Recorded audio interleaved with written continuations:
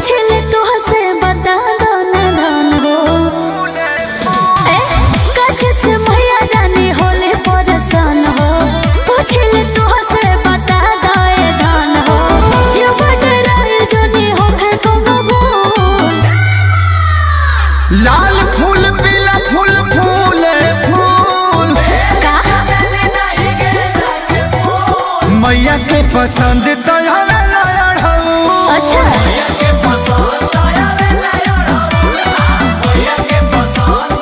अरे जियो व्यास हे मैया कहां ना बोलू देरी हो गहिले जावे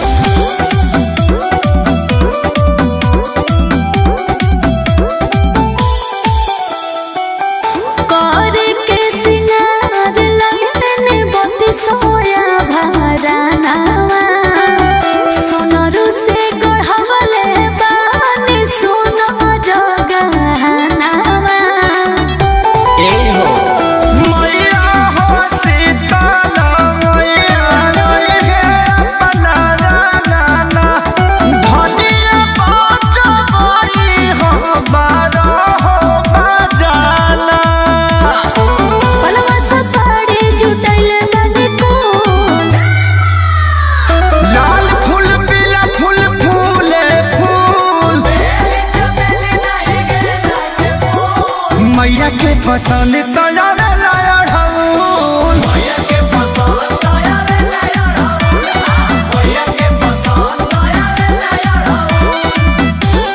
शेरा वाली जय मां जोता वाली जय मां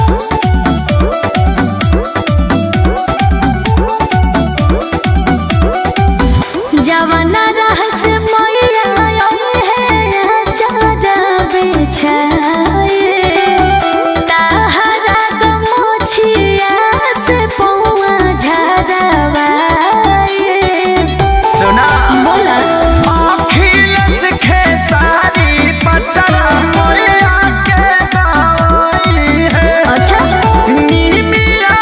झुलवा मोनू समझे झुलई है सेवक करी है सेवक कैया कबूल लाल फूल पीला फूल फूले फूल मैया के पसंद तो